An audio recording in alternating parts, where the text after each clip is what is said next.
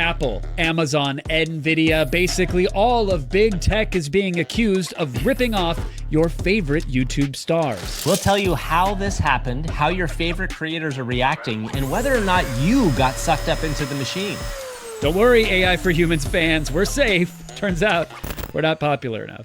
Then, new information is dripping out of OpenAI. They've unveiled the levels to AGI, and guess what, Kevin? It's strawberry season. What does that have to do with anything? Well, everyone's kind of freaking out about it. We're gonna tell you why. Also, AI has an NFL bias, plus new AI shorts you can't miss, and a very special shout out to all of our crust nudgers.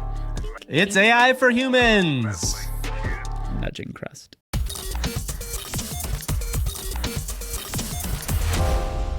Kevin, there was a blockbuster story this week that came out of a new news organization called proofnews.org. And basically what they came out with was a clear proof that many famous YouTubers and obviously big brands had been used to train large AI models. And this is not just some kind of smaller open source AI model. This is a model that has been used by some of the biggest names in tech. Apple, Nvidia, Anthropic also used it. You're dropping big alpha. You're mentioning Yes, big tech. sorry. I'm imagining 6 laser pointers dialing up on your chest right now because you have cats. This is a big deal, and it's Eleuther AI, a nonprofit AI company. Fun fact, Gavin, Eleuther made something called GPT-J eons ago, which was like an open source, freely available GPT-3 clone that really spurred a lot of AI development. I was such a huge fan of what they did, and they did something called the Pile, and the Pile has infected the likes, like you said, of Apple, Anthropic, Nvidia, Amazon. I didn't say it, Gavin did, but what does that mean, Gavin? What is this Pile, and why is it so filthy? Let's take a step back quickly. So the Pile is a data set. And for those of you listening or watching that know what a data set is, congratulations. But a data set is a bunch of stuff put together that an AI model can then train on. And in this specific instance, one of the big parts of the Pile is a whole bunch of YouTube transcripts that were put into this as part of a larger thing that included research papers, included like novels, some copyright-free novels, other stuff as well. The thing that Proof News did this time, which is really interesting, is they created a little tool that allows you, as the YouTuber, to go and see if your YouTube videos were included in this data set called the Pile. And Kevin, before we get into specifically who was kind of looped into this data set, I think it's an important thing to know that, like, we have heard about the Pile for a long time, right? The Pile has been a data set that people have used for a ton of AI models because it was something that was available early and easy. And yes, this company, Eleuther.ai, put it together as a chance to kind of like jumpstart the AI training space. There, a lot of people are familiar with the Common Crawl, which is another similar data set where they just went out to the internet, they scraped what they could, every little bit, and they made it available to folks. And there was some questionable material, I mean, illegal material in these data sets. They had to go back and find and prune. But we're talking 170,000 transcripts from very popular YouTube creators, big brands, big shows, even some that you've worked on, Gavin. They all got swept into this data set, and now the companies are saying, the Apples and even the Googles and Nvidias of the world, some of them have yet to make a statement, but those that have are basically saying, hey, we didn't do this. No. That was them over there. They grabbed the data. We just pulled it into our machine, and you can't blame us. It's widely available. You're mentioning the show that I worked on. Yes, I worked on The Tonight Show for a long time, and there are Tonight Show clips on here in this data set. Lots but of them. Almost crazier to me is the fact that a lot of very famous YouTubers are in this data set. And this has been a thing that YouTube, the company, has wondered about, specifically who's been training on their videos. And very famously, Mira Murati did not answer a question from our friend Joanne Stern about this idea. What data was used to train Sora? We used publicly available data and licensed data. So videos on YouTube? I'm actually not sure about that. Okay. But that was specifically an OpenAI question. This is a much broader data set. And Kev, I just want to call out Marques Brownlee, who we're both giant fans of, and really is like probably the pinnacle of like earnest, awesome people who have been true to themselves throughout He's his a entire patron YouTube of ours, journey. of course. Yeah, that's right, Marquez. Thank you for donating. Thank you. I'm sure you're a patron of ours. Marquez specifically called out on his X handle. He said, fun fact, I pay a service by the minute for more accurate transcriptions for my own videos, which I then upload to YouTube's backend. So companies that scrape transcripts are stealing paid work in more than one way. Not great. So it's clear that YouTubers themselves are starting to feel very frustrated by this. So this really gets to the heart of what we refer to as the original sin of AI, which is the dirty data sets that kind of began the entire AI explosion. How do you think we proceed from here? Because could Eleuther AI get sued and could they go out of business and whatever their business is? Sure. But how much legal ramification are we going to be looking at based on this? Yeah, look, this is nothing new. AI artists everywhere are screaming, this is exactly what we went through. Welcome to the party, YouTube creators, right? When they took artwork from DeviantArt or even forums and scraped it all into their data sets. So I think ultimately these cases are going to end up probably in a Supreme Court at some point in our near future, right?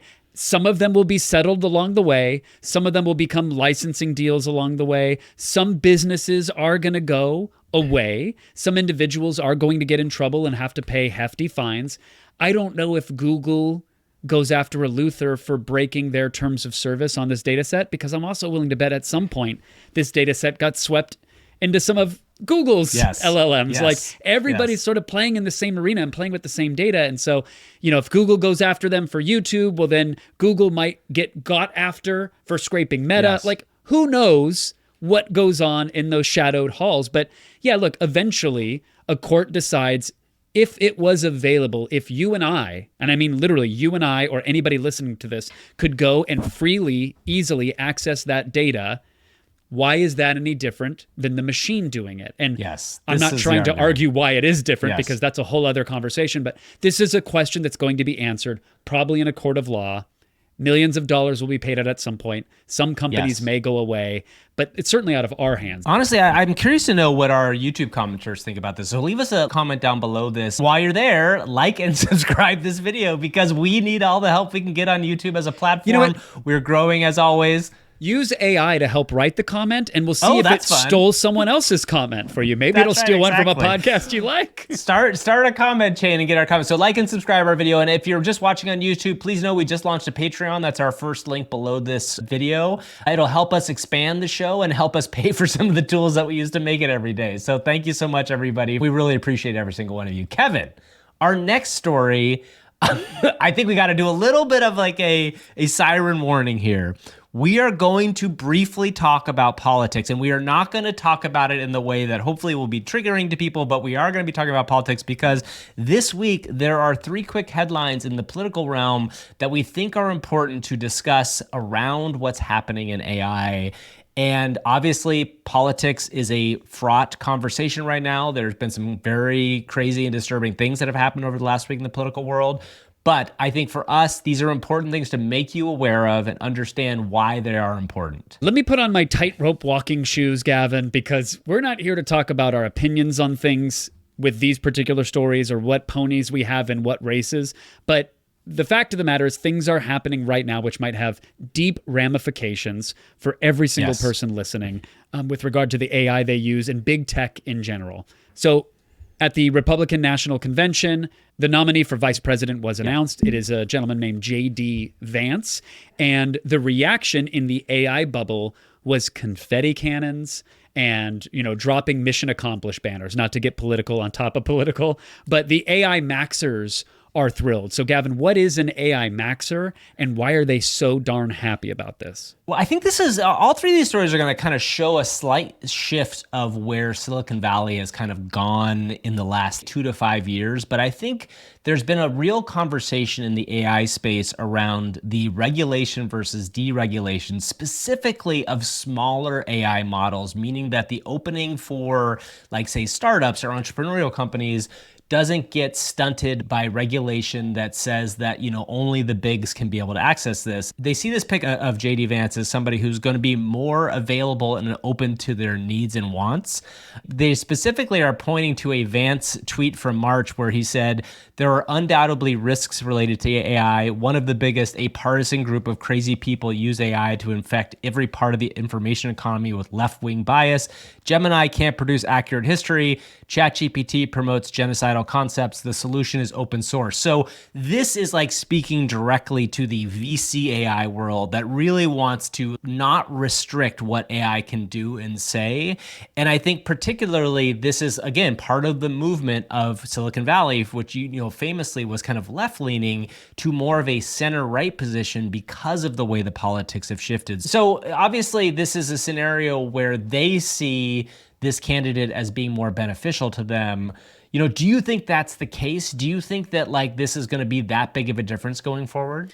Looking at his background, moved to San Francisco, principal at Mithril Capital. That's a long-term Peter Thiel VC fund, raised millions of dollars for his own funds. I think that in the tech set, which is the AI set right now, that's a clear signal that this person is going to understand the needs of the venture capitalists, of wanting to make sure that there's a healthy startup scene around this tech and not only one of 5 companies gets to own it and run with it. He spoke out against regulating it, saying that, isn't it, I'm paraphrasing heavily, but isn't it interesting that when a company gets a firm grasp on a tech, that's when they say, hey, you should probably regulate this thing to stop others from getting it. So look, there are signals there which have me understanding why this community would get excited and would get on board for his pick. Some would say the masks are off. Others would say, look at the flares in the sky. Everybody is lining up, I think, in the wake of this pick specifically. One of the other big stories that came out of this is that Marc Andreessen and Ben Horowitz, the people that started A16Z, Andreessen Horowitz, the VC capital fund, have come out and basically thrown their support behind that ticket. Now, everybody understands that Marc Andreessen specifically has had a shift of political tone over the last 5 to 10 years. And we'll link this podcast that they did where Marc Andreessen talks about his background in, working with Bill Clinton in the 90s and what it was like to start the internet. From this 1 hour podcast, Kevin, there's a really interesting clip that Marc starts to drop about what his interactions with the current administration were around AI regulation. One of the things we argued in our meeting with the White House on AI policy was, look, there are going to be issues that come from AI, but they should be regulated. The regulation should happen at the application level, not at the technology level. Yeah. And the reason for that is basically because to regulate math, right, at the level of the algorithms, to regulate. And he argued with me when I said that. Well, yes. So Ben basically said, look, it doesn't make sense because to regulate AI at the technology level, you're regulating math, and of course we're not going to do that. That doesn't make any sense. And you'll recall that what they said was, no, actually, we can classify math. We can classify math, and literally, this is verbatim. We classified whole entire areas of physics in the nuclear era and made them state secrets, of the theoretical physics, science of physics. We classified them and made them state secrets, and that research vanished. And we are absolutely capable of doing that again for AI. We will classify any area of math that we think is leading in a bad direction, and it will end. So the distinction there, Gavin, is, hey, regulate AI. We're not anti-regulation. It just matters where you target that regulation. They think the biggest bigs should be able to go out there, and open source as well, and cobble together all of the GPUs that they want and swallow up all the data that they want so they can train these massive foundational models. And they're saying, hey, don't put handcuffs on that. That's just math. Don't regulate that. Regulate what people do with that math. Yes. And I will say, if you listen to the whole episode, one of the things they follow up with is the idea that we're in an environment now where it's very hard to regulate math. We are in a world where the math that is out there is going to continue to get worked on by other people in other places. I mean, we all saw Oppenheimer, that was a very small controlled space. The internet didn't exist. The way information flows didn't exist. So there's one more quick story, which is there was a leak of an unconfirmed piece of the Trump administration's new policy, what they say they might do with AI going forward. And specifically in this, they talked about the idea that there would be a Manhattan Project to kind of be first in AI and American policy to really kind of push this forward. So you can feel all of these things kind of coming together in one place. And again, this is not a political podcast. We are not here to talk about the significant issues going on in the world. But if we had to, Gavin, which side would you choose? Let's go ahead and just explore that real quick. Listen, this is everybody's choice is their own thing, and it's a personal thing. I do think the important thing to be aware of here is that politics is a multifaceted conversation, and there are things in these conversations around AI that I think I personally do agree with, but there is a larger conversation about how the American political system works and what's going on that is so outside of the realm of what we talk about here. Yeah. Again, I think it's just important for everybody to kind of be aware of the AI elements of this that are being talked about. As I think about it, I think you can regulate math. You can also regulate the amount of power required for something like this. You can regulate what sort of nutritional or warning labels or transparency goes into a model of a certain size. There are plenty of ways that you could regulate things. I don't know if we should or not, but I do know that just because we regulate it doesn't mean someone else is going to regulate it. Gavin, at the top of this, you mentioned it's strawberry season, which sounds delicious and delightful, makes me want all of the smoothies, but what the hell are you talking about? Okay, so OpenAI, which has been incredibly quiet, they did have a couple leaks this week. And one of the big leaks that got a ton of press coming out of a Reuters story originally, and then a bunch of people picked it up, is that they have officially named, internally at least, their next model Strawberry, which, you know, Kevin, there's GPT-4, there's GPT-4o, and now there's Strawberry. Like, that sounds like a very different change in a lot of ways. The background on this, from what we understand, is that this is kind of the Q-star reasoning model that had been hinted at way back when during OpenAI's drama where Ilya Sutskever left the company. Now, we don't know that for sure. These are just all rumors, but the idea that there is a reasoning model coming out does lean into what also leaked out of OpenAI was their 5 levels of AGI framework that they've built. And Kevin, internally, the rumors are that they are getting very close to level 2, which is the reasoning level. And maybe it might be worth reading for our listeners and our viewers what the 5 levels are. Yeah, so level 1, which we are very clearly at as OpenAI defines it, level 1 is chatbots. These are AIs that can have a conversation with you in conventional language, basically. Level 2, which would hint to this strawberry thing, is reasoners, human level problem solving. So it's not just I ask you a question, you give me an answer. It's I ask you a question and you go reason about how to give me the best answer or give me the solution. Then we have agents, which are AIs that can go out and do things, do tasks on their own behalf or on your behalf. And then 4 and 5 are really interesting, Gavin. Number 4, innovators. And this is AI that can aid invention, which, right, you know, the common complaint about most AI now is that it's just a robotic hand that goes into a big recycle bin and rummages around and then bolts existing things together. It's not innovating, it's not creating. And then level 5, lastly, is organizations. This is AI that can do the work of an organization, which sounds to me like you unlock inventions and then you agentify the invention AI, and just, it's basically that AI at scale. Because it's the ability to say, hey, I want a business that makes insert templates for Etsy, whatever that idea is, and it goes out and goes, okay, what do we need? We need to apply for a business license. Can you imagine what would AI be able to do at Etsy? Like, imagine like it makes like little baby hats for robots, like things like that. Because that's like kind of adorable. Maybe that could be merch of ours. We could have little baby robot hats. It could little be something fun. Like a what's a Skynet onesie, or like a little. Yeah. Oh, that's interesting. Like a big, what about one of those big inflatable tinfoil bags, but we sell them as actual baby outfits? Kevin, I bet we could actually get that like in a style magazine. That's what we should do. We should figure out a way to create a baby onesie, but it is a shimmering look so that when a celebrity brings their baby out, they're like, where did you get that cool thing? It's like, oh, it's AI for Humans merch. It's the shimmering onesie. All right, I'll put it on the board, Gavin. It's starting it to on look the like board. it's starting to look like Kanye's workshop in here between No, don't say teleportation, that. We've already said other AI, names in this podcast. fashion. We don't need to say. Okay, very quickly to wrap this up.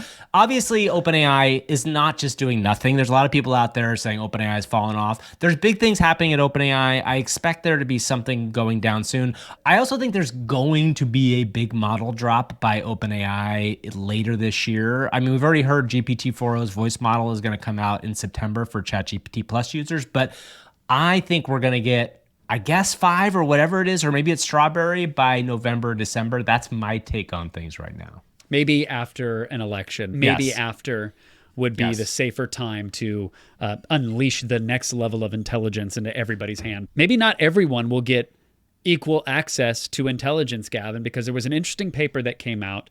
The paper's title is ChatGPT Doesn't Trust Chargers Fans, Guardrail Sensitivity in Context. Now, I don't trust Chargers fans either, by the way. As a Seahawks fan, Charger fans, you're weird. I will say this. San Diego, amazing city, and I'm sorry you lost your team. So that's all I'll say about that. okay, take it to the comments, fans or haters. Bring it in the We're going to get comments. people riled up today. We're going to get people riled up. This was a paper about GPT 3.5 specifically. So admittedly, I'm not quite sure how things have changed since this research was done. But what it did find, and something that I think anecdotally people will attest to, is that ChatGPT has certain demographic biases built in, meaning it guardrails its answers, or it will refuse to even give you an answer based off its perception of you, the user. This is uncharted territory for software, right? In the past, if you downloaded Photoshop, Gavin, it was like, well, are you young or a woman?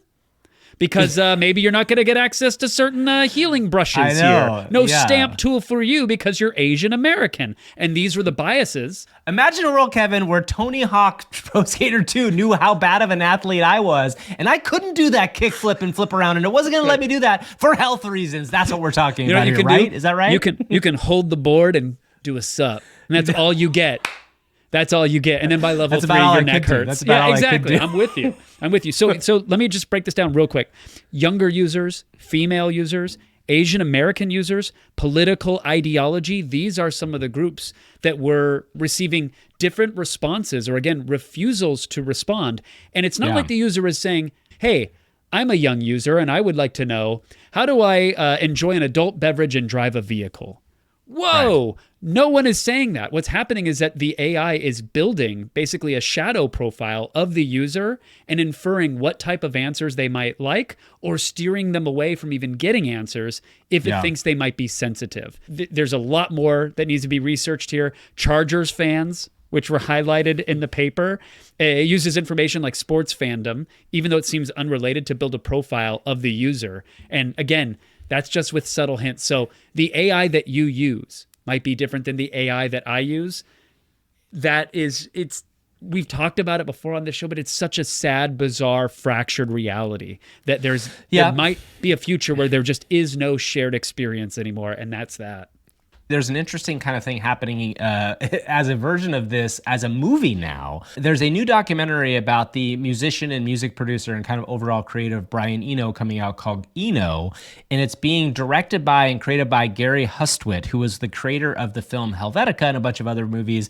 And the idea with this movie is really interesting, Kevin. They are basically created a film that every time you see it, it will show you a different movie based on a selection of the model that they created for it, meaning that they did interviews with Brian Eno, and it is not creating individual fake Brian Enos, but it is choosing and selecting different parts of the film to include every time it premieres. And that, you speak about this idea of like a fractured reality. In this instance, you have one piece of media that's actually created to be viewed in that way. And I think this is just a really brilliant way to start thinking about how generative AI could start to shape the ideas of media that we make.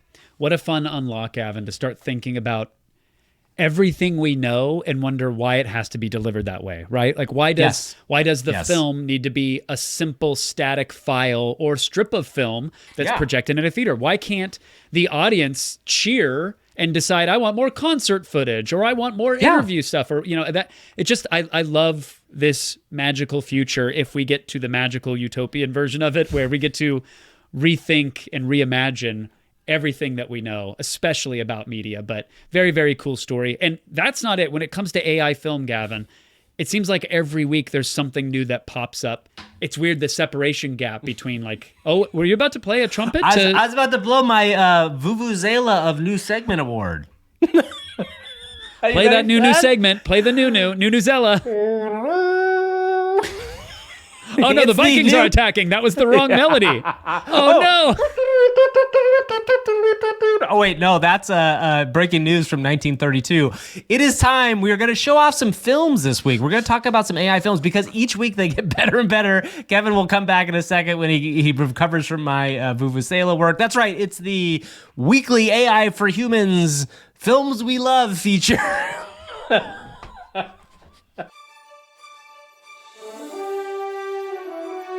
We want to be able to take a very small moment in our show every week to shout out some really cool AI filmmakers, and we're going to show some clips of them. We're going to start with somebody we mentioned last week, but already smartly, they dropped a new episode. The series is called Unanswered Oddities. This is a second episode. The creator, at least as they're known on Reddit, is JWallyman51. They are using Midjourney, Hedra, Luma, 11 Labs, Udio, and then Premiere to edit everything. And it, of course, is written by a human here. But playing to the strengths of AI, Gavin, a brilliant format where humans are the aliens, basically, is what we can say without spoiling everything. But the second episode is great. Some Glorans see similarities between Religions of the past and the monolith of today. Religion is a lie, brother. The monolith is a lie. None of this is real. You're not real. I'm not real. You mean to tell me we're all just meat ghouls riding a rock and ripping cigs? F*** that. Tiggy's calling Then our next one is really interesting because it's a little bit less of that. It's more of an idea that became very funny. So I want to shout out Cajun Nerd Media, Bobby.com TV, who clearly has quite the YouTube name, but he made a video called My Three Danzigs. And if you're familiar with Danzig, the singer, he's got a very unique look with the dark hair and the leather vest. Basically, this is a Full House parody where he uses the Full House music and creates a sitcom opening featuring My Three Danzigs.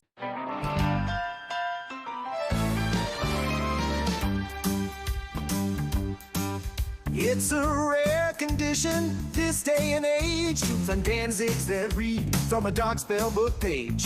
Ancient tradition, a satanic design, and eldritch horrors to corrupt young minds. And lastly, Gavin, you sent me Poof, and I was just blown away. And if you want to get into AI filmmaking, there is a how-to video where the creator deep dives into it.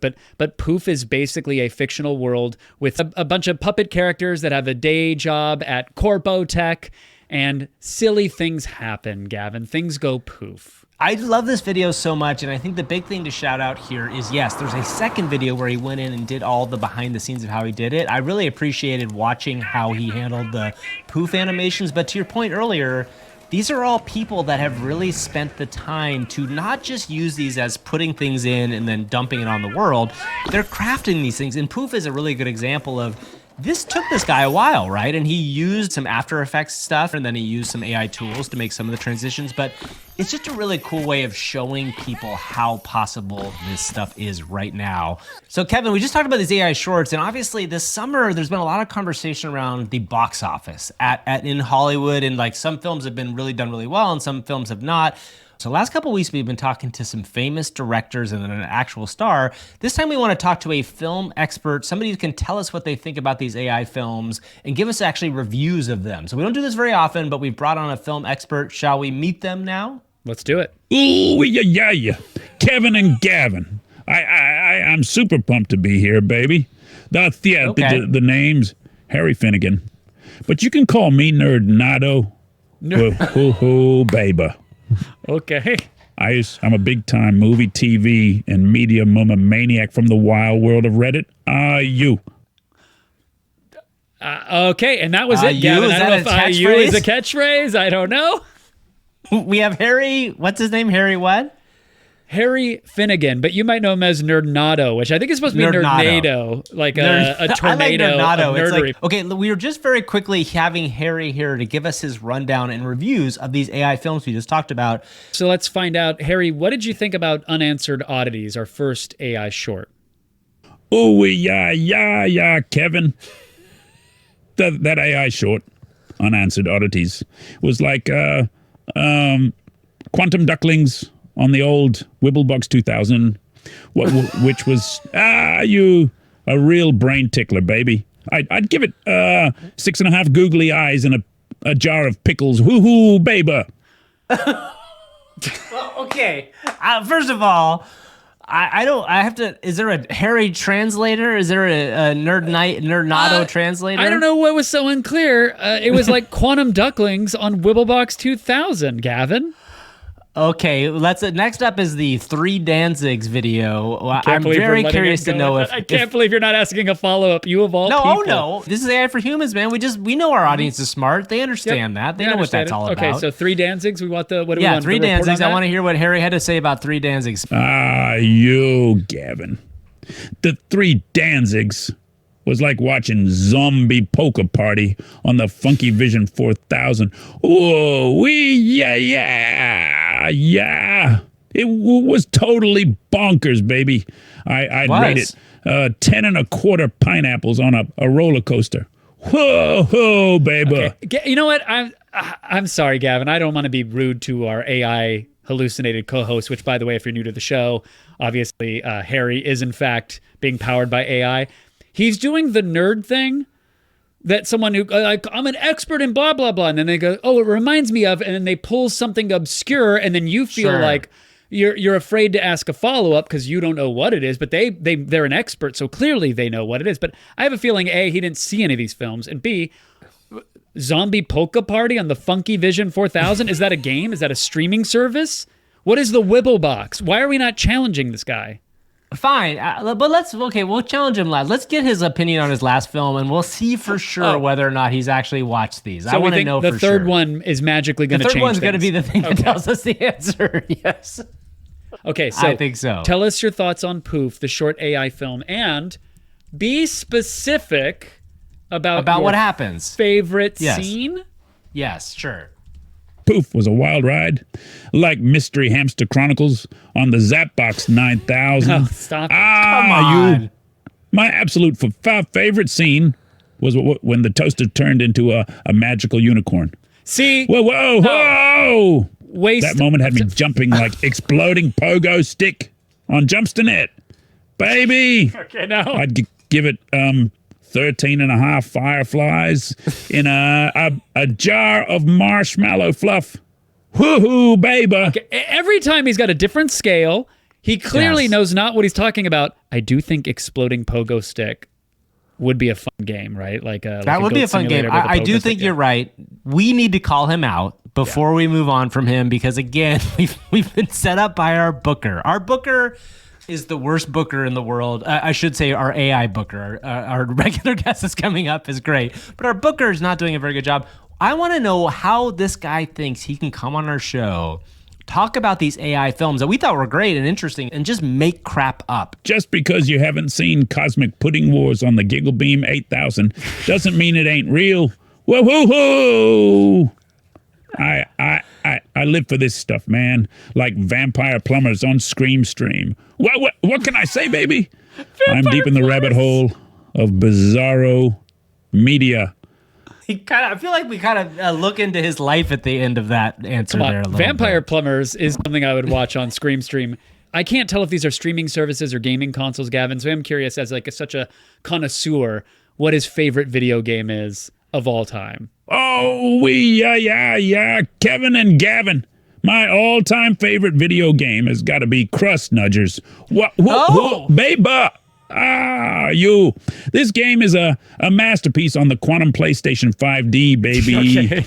So dumb. The story revolves around a group of intergalactic bakers who need to save the universe by nudging crusts of cosmic pies into a perfect alignment to stop the dough-pocalypse. You play as the legendary Chef Blorp, voiced by none other than Sir Christopher Plummer. Whoa! The villain, Lord Soggy-Bottom, is voiced by Benedict Cumbercrust. Yes. You know, A for effort. D- for effort. execution. Our PR booker has been fired for the AI guests. We are going to try a new one next week, but we do want to talk about our favorite new game, Crust Nudgers. Shout out to our fans, people who watch the show. We still don't have a name for you, but we love you very much. Thank you for doing it. Last week, we talked about the idea of nudging crusts. In the bread or sandwich bags. factory, they got to make sure every piece is aligned, Gavin. And I'm awakening to the reality of crust nudgers because it is a very important job. It's a very important job. And honestly, I was thinking about it over the weekend. I actually think I could enjoy that job more so than a lot of other jobs. I actually think it'd be more fun and satisfying than data entry. But nonetheless, two of our fans actually made crust nudging games, which Kevin actually asked people to go out and do. And we just really love the fact that somebody would go out there, play around with this stuff and try to make a crust nudging game. Tony Jones, who backed us, I think he might have been our first patron, by the way. So double shout outs to Tony. Shout out. That's a double fail, Tony, that you spent time making crust nudgers, but that you paid us to make us aware of it. Double fail. But two wrongs do make a right on AI for Humans. So you're very right. But they made a great little game, and there's a little instructional step-by-step of how they did it by having a conversation with ChatGPT, so you can get in there and nudge some crust. And Jason McPherson registered a domain for his as well, but he made Crust Nutter, and you have a zombie-esque looking hand. Yes, hand. And there's a conveyor belt with bread going by, and the longer you hold down to the space bar, the further you go to nudge, and it will calculate the pay that you're receiving for successful pieces of bread that go off, or dock you if the bread falls off the conveyor belt. And be very careful, because it's not a jump scare. It's more of like a sexy version of that? No, I think it's definitely a jump scare. It's more of a depressing scare. Let's call it a depressing scare. There's a depressing scare that'll hop up on you at a little after you played the Crust Nudgers for a bit. We'll put it on the screen. I'll capture it because it is worth it. Thank you, real human person watcher people, for creating that, because that tickled us so much. We love whenever anybody is inspired to do anything by the nonsense that we say. That's right. Thank you to our audience. We love you very much.